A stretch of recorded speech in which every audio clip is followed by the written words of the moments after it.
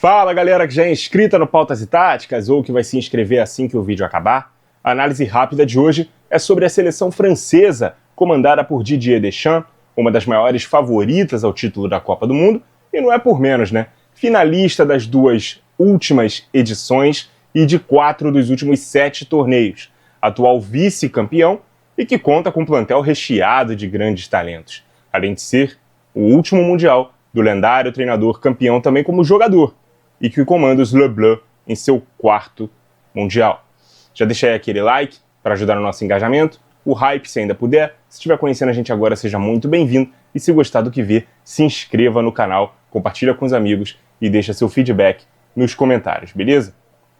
Vamos sacar aqui a nossa prancheta e falar sobre esse time base. Deixa eu checar aqui o enquadramento.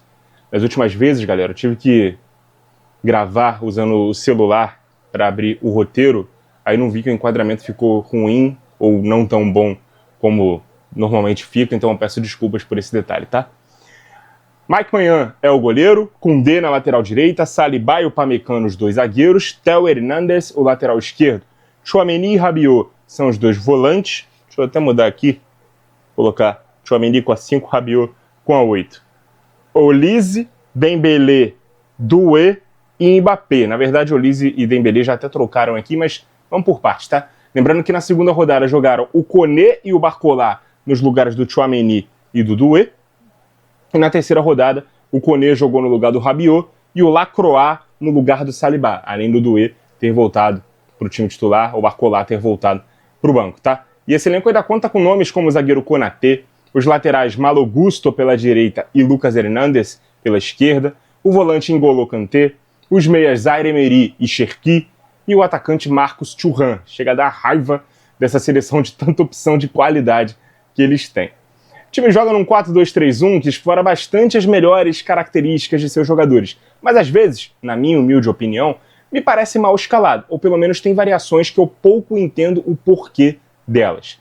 Na estreia contra Senegal, por exemplo, o padrão da saída de bola foi o seguinte: o Tchouaméni afundando entre os zagueiros, o Rabiot ficando como esse elo entre a saída de 3 e a linha mais ofensiva, os dois laterais subindo ao mesmo tempo. Eu confesso que eu não entendo o porquê de ter usado o Koundé nessa função tão ofensiva, ocupando o corredor.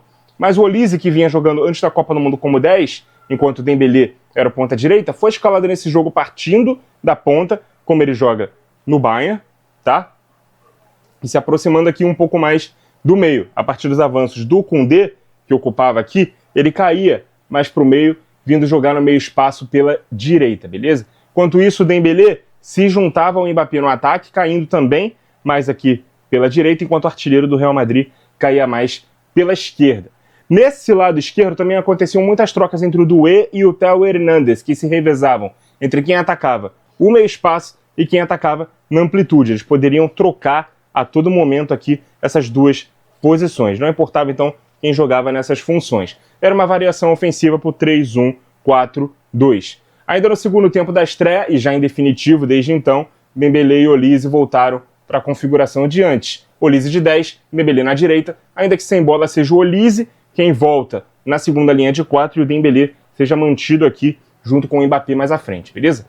No amistoso contra o Brasil em março, por exemplo, onde se tinha o Ekitike na ponta esquerda e o Dembélé jogando a partir da ponta direita, com o Olise de 10, os padrões foram outros e fizeram até mais sentido. Eu vou colocar todos nas suas posições de origem para a gente explicar como jogou, né, a seleção francesa naquele amistoso e, na minha opinião, que é como deveria seguir jogando, né? O Koundé, que é zagueiro de origem, fazia a função do lateral base pela direita, tá? Os volantes permaneciam alinhados na frente da saída de bola, uma saída de 3 mais 2. O Dembélé permanecia dando amplitude pela direita, o Olise era o 10 desse 3-2-3-2, que tinha o Theo Hernandez ocupando o flanco esquerdo e o Ekitike fazendo a diagonal para se juntar ao Mbappé na área, tá? Sem o Ekitike com o Doué, que no PSG é um ponta-direita, eu escalaria o Doué na sua posição original, que é o de ponta-direita, que é como ele rende melhor, na minha opinião, e posicionaria o Mbappé por aqui, tá? Na ponta esquerda, e o Dembélé como esse 9 mais avançado, como ele também vem jogando no Paris Saint-Germain. Sendo assim, na variação ofensiva, o Doué daria amplitude pela sua ponta e o Mbappé cederia o corredor para o Theo Hernandez, se juntando aqui ao Dembélé na frente. Qual o grande problema de se ter o Mbappé na ponta? A recomposição defensiva, ou melhor dizendo, a falta dela. Para quem lembra do Mbappé em 2018, ele era o ponta direita que marcava na segunda linha de 4, atrás da linha da bola. Mas à medida que ele foi ficando mais importante, assumindo maior protagonismo na seleção, ele começou a ser mais preservado de funções defensivas. Na Copa de 2022, por exemplo, quando o time marcava, ele ficava mais aqui, ó, e o Rabiot era quem subia. Então ele ocupava aqui essa posição quase que de ponta esquerda para o Mbappé ficar mais à frente com o Giroud. O time marcava num 3-1-4-2 só para o Mbappé não precisar marcar. À medida que fosse recuando, o Griezmann, que era o 10 do time, era quem abria nessa segunda linha de 4 para o time poder marcar nesse 4-4-2, beleza? Então o Mbappé ficava ali mais na frente. Nessa atual seleção, o time marca também no 4-4-2, com ele sendo o atacante mais avançado, ganhando a companhia do Dembélé, que sabemos é o atacante que melhor pressiona no futebol mundial, e é justamente desse tipo de exemplo que o Mbappé precisa ao lado.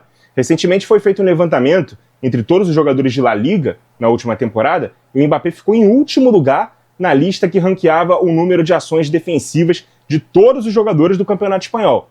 Para quem não lembra, na sua última temporada pelo PSG, o técnico Luiz Henrique cobrou o jogador individualmente para ele participar mais das ações sem bola, no perde-pressiona. E mesmo quando ele sai do clube, o técnico dá uma entrevista dizendo que o time performaria ainda melhor sem ele, porque agora eles fariam o que tem que ser feito em todas as fases do jogo, sem exceções. Uma clara ali alfinetada, no Mbappé. Na seleção, o Mbappé não é uma exceção, não. Jogando ao lado do Dembélé, ele não tem escolha. Se não vai correr para trás para recompor, vai correr para frente para pressionar. E falando em Mbappé, ele já igualou o número de gols do Miroslav Klose, mas por conta de um tal de Lionel Messi, ele ainda não é o maior artilheiro de todas as Copas. Mas a média é impressionante, cara. 16 gols em 17 jogos, sendo 4 nessa edição. Isso porque ele ainda perdeu um caminhão de gols, né, na estreia contra Senegal. Contra a Noruega ele teve lá suas chances, mas também não conseguiu ir às redes. É uma máquina de gols, Kylian Mbappé.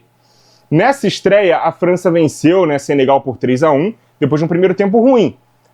E aí melhorou muito mais no segundo, inclusive com aquela troca ali do Olise com o Dembélé. Depois derrotou o Iraque por 3-0, aquele jogo que ficou paralisado mais de 2 horas, né, por conta das chuvas, e principalmente por causa dos raios, né, que tem aquele protocolo lá desde a Copa do Mundo de Clubes do ano passado, nos eventos ali nos Estados Unidos, em céu aberto, um raio de 15 km, caiu um raio, paralisa o jogo por meia hora. Se teve outro raio, mais 30 minutos acrescidos a partir daquele momento em que o raio caiu. Beleza? Em ambas as partidas, né, tanto contra o Iraque como contra o Senegal, 2 gols de Mbappé, né, em cada uma. E também 2 assistências do Olise em cada uma. Na terceira rodada contra os reservas da Noruega, que não fizeram muita questão de brigar pela primeira posição do grupo, 4-1 com hat-trick do Dembélé. Muitos apontam a França como a maior das favoritas para o título mundial, ainda que o time tenha brilhado pouco e nem passaram das semifinais, tanto da última Euro quanto da última Nations League, mas o trabalho a longo prazo, o super elenco que tem e um artilheiro com fome de recordes, que também está presente, né, na equipe francesa, corroboram com essa opinião. Será que eles conseguem repetir o feito do Brasil, com 2 títulos em 3 finais entre 94 e 2002? Quem impediu nosso tri consecutivo em 98 foram justamente eles, quando jogavam em casa. Muito obrigado a você que acompanhou o vídeo até aqui. Continue ligado no Pautas e Táticas. E até a próxima!